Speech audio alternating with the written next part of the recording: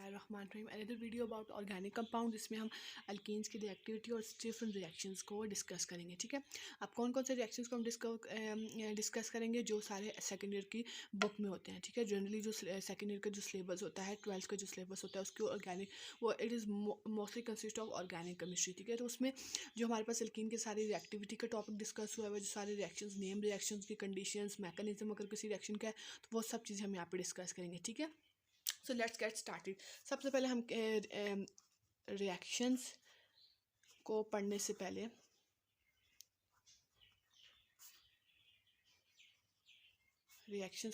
पहले हम उनकी क्या करेंगे, सबसे पहले हम रिएक्टिविटी को डिस्कस करेंगे. ठीक है, तो व्हाट इज़ द रिएक्टिविटी. अगर हम अल्केन्स और अल्कीन्स को कंपेयर करें तो alkenes are more reactive than alkanes. क्यों? क्योंकि अल्केन्स में देखा होगा तो आपने कंप्लीट क्या होती है, सैचुरेशन होती है.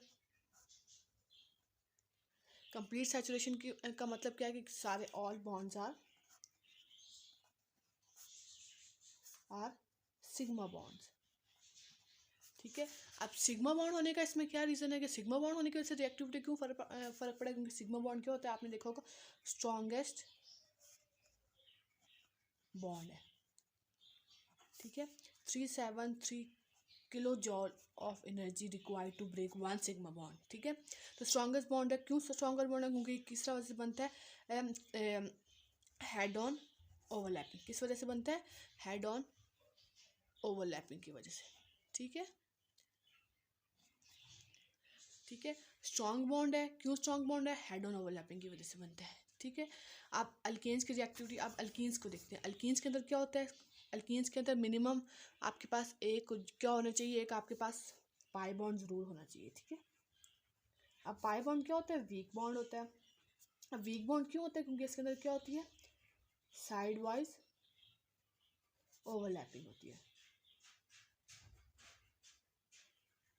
ठीक है, तो साइड वाइज ओवरलैपिंग से एक ऑर्बिटल का जिसका वो वेव फंक्शन होता है वो दूसरे ऑर्बिटल के वेव फंक्शन के साथ कंप्लीटली ओवरलैप नहीं कर सकता है. ठीक है, ओवरलैपिंग होती है लेकिन टू सम एक्सटेंड होती है, और कंप्लीट ओवरलैपिंग ना होने की वजह से जो हमारे पास पाई बॉन्ड, जो रिजल्टेंट पाई बॉन्ड बनता है वो वीकर होता है, जिसकी वजह से ये बॉन्ड मोर ससेप्टेबल है टुवर्ड्स रिएक्शन. ठीक है, तो जब भी हम अल्कीन को किसी भी कंडीशंस के साथ सामना करवाते हैं तो वो ईजिली रिएक्ट कर देता है एज कम्पेयर टू अल्केन्स. ठीक है, उसकी सबसे बड़ी वजह क्या है? उसके अंदर पाई बॉन्ड होता है, और पाई बॉन्ड वीक होता है, और वीक होने की वजह क्यों है? क्योंकि उसके अंदर साइड वाइज ओवरलैपिंग होती है. ठीक है, तो जनरल जब भी आपके पास क्वेश्चन आएगा कि why alkenes are more reactive than alkanes और why alkanes are less reactive than alkene, तो इन सब में आप इसी तरह जो है ना वो रीज़न देंगे कि अल्केन्स के अंदर कंप्लीट सैचुरेशन होती है, अल्कीन्स के अंदर अनसेचुरेशन होती है. अनसेचुरेशन के अंदर क्या होता है, मिनिमम उनके अंदर एक पाई बॉन्ड होना चाहिए. ठीक है, पाई बॉन्ड होने की वजह से इनकी रिएक्टिविटी इंक्रीज हो जाती है. क्यों रिएक्टिविटी इंक्रीज? क्योंकि पाई बॉन्ड वीकर होता है. तो जब भी हम उसको कंडीशन हीट देते हैं या वाटर के साथ हाइड्रोलिसिस करवाते हैं, हाइड्रेशन वगैरह करते हैं, या फिर बेस के साथ रिएक्शन करवाते हैं, तो ये अल्कोहल वगैरह ये डिफरेंट प्रोडक्ट्स दे देता है. ठीक है, और इनके अंदर अब अल्कीन्स की जब हम बात करेंगे तो किसी भी ऑर्गेनिक कंपाउंड के अंदर एक एक्टिव साइट होती है. ठीक है, एक्टिव साइट का क्या मतलब है कि जहाँ पे रिएक्शन होता है. ठीक है, अब अल्कीन्स की क्या एक्टिव साइट है? उसका डबल बॉन्ड. ठीक है, तो आगे आप सारे रिएक्शन देखेंगे कि हमारा कंसर्न डबल बॉन्ड से होगा. बाकी कितनी भी लंबी चेन हो, कितनी भी ज़्यादा ब्रांचेस हो, हमारा उससे कंसर्न नहीं है. बेसिकली हम डबल बॉन्ड को ही जो है ना वो टैकल कर रहे होंगे, डबल बॉन्ड पे ही रिएक्शन करवा रहे होंगे, डबल बॉन्ड पे ही एडिशन हो रही होगी, डबल बॉन्ड पे ही न्यूक्लियोफाइल या इलेक्ट्रोफाइल अटैक कर रहा होगा. ठीक है, तो ये होगी हमारी रीजंस. आप देख लेते हैं कि इसमें बुक वाला क्या बोलता है. देयर इज रिलेटिवली मतलब आप किसके साथ कंपैरिजन कर रहे हैं? हमारे अल्केन्स के साथ. डिफ्यूज मतलब concentrated region of high electron density. What is electron density? Electron density basically you know that electron is not a particle. ठीक है, electron can have the dual nature, तो वो वेव की तरह भी काम करता है. ठीक है, तब उसका जो इलेक्ट्रॉनिक क्लाउड होगा वो in the case of pi bond वो ज़्यादा कॉन्सेंट्रेटेड, ज़्यादा डिफ्यूज़ होगा. ठीक है, जब इलेक्ट्रॉनिक क्लाउड ज़्यादा डिफ्यूज़ होगा, कॉन्सेंट्रेशन ज़्यादा होगी, तो attack of nucleophile will be more susceptible as compare to the alkanes. ठीक है, अब उसके बाद there due to the pi bonds in alkenes since and ethane.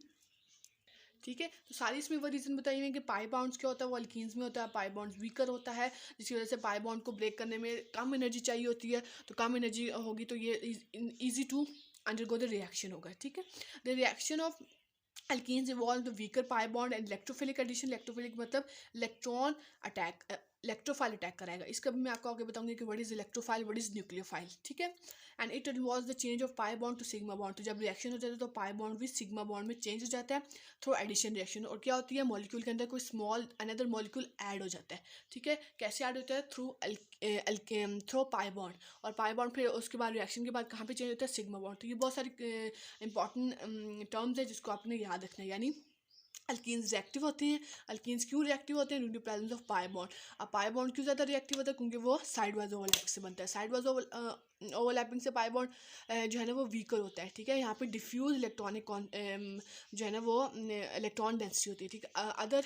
अगर एमसीक्यूज में आए कि कहाँ पे कॉन्सेंट्रेटेड इलेक्ट्रॉन डेंसिटी होगी, पाई बॉन्ड में या सिग्मा बॉन्ड से, तो पाई बॉन्ड में. ठीक है. तो डिफ्यूज यानी कॉन्सेंट्रेटेड इलेक्ट्रॉन डेंसिटी की वजह से यहाँ पे इलेक्ट्रोफाइल का अटैक ईजी हो जाता है. जब इलेक्ट्रोफाइल का अटैक होता है तो सिग्मा पाई बॉन्ड सिग्मा में चेंज हो जाता है और एडिशन रिएक्शन होते हैं. ठीक है. अब हम डिस्कस कर लेते हैं कि what is electrophile and what is nucleophile. ठीक है. ये दो टर्म्स आगे भी काम आएंगी और हर रिएक्शन में ये जो है ना वो यूज होंगे. ठीक है. What is electrophile and what is nucleophile. Electro यानी इलेक्ट्रॉन, फाइल मतलब लविंग,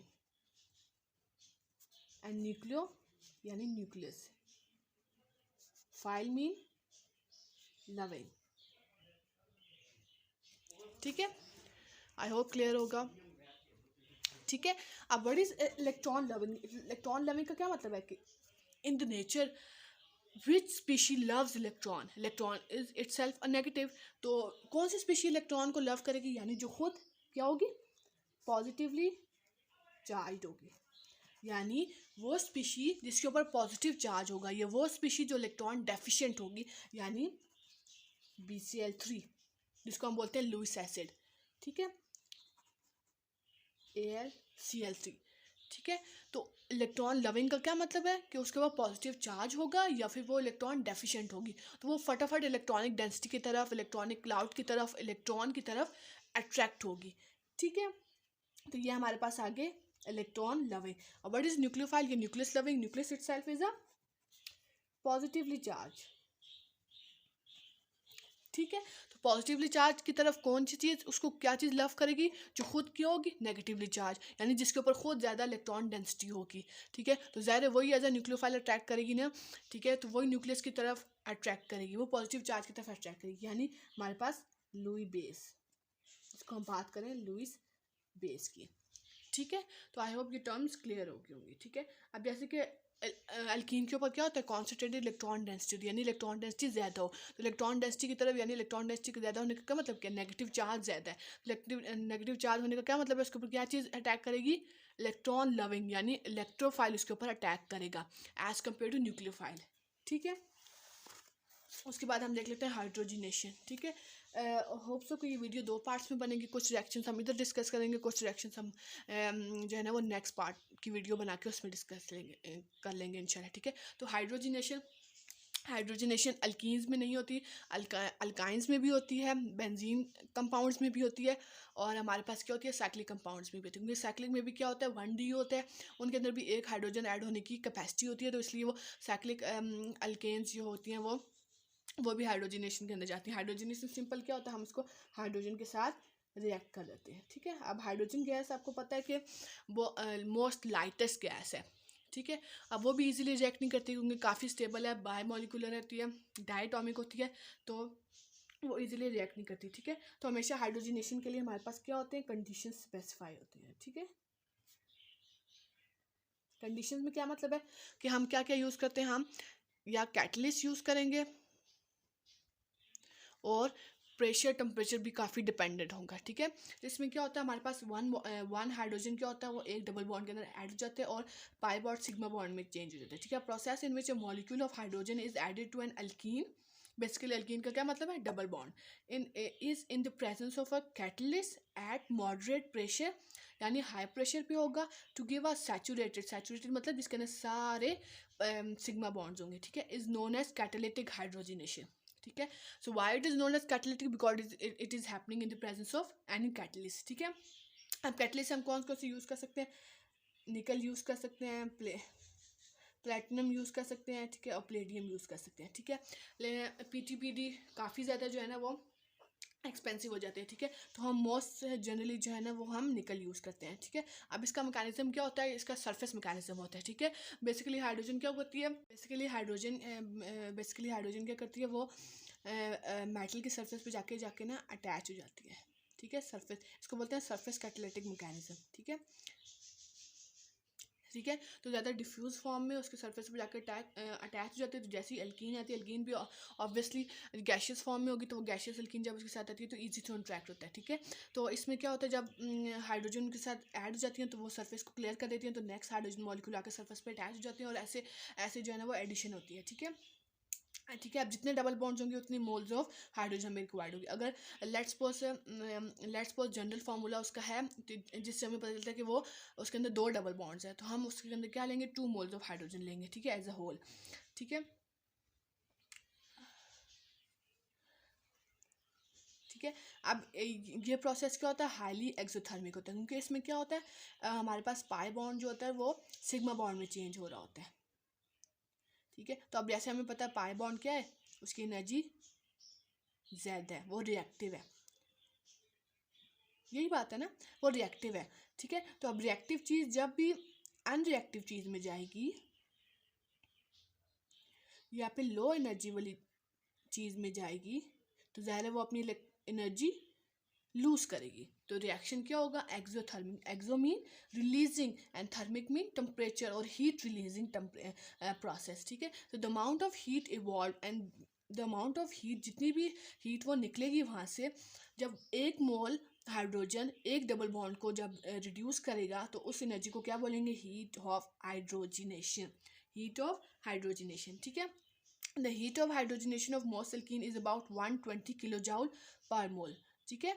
तो फॉर ईच डबल बॉन्ड, अगर आपसे कोई पूछे कि what is the strength of double bond, तो you say double bond is very, or pi bond is very weak, it needs about 120 kilojoule per mole of energy to break into sigma bond, ठीक है। तो जैसे मैंने आपको पिछले में बताया था कि 300 अबव 300 हमें चाहिए होती है sigma bond, so it like double of the sigma bond, ठीक है। तो इसका क्या मतलब है कि जो हमारा सिग्मा बॉन्ड है वो पाई बॉन्ड से 2 गुना ज़्यादा मजबूत है, ठीक है।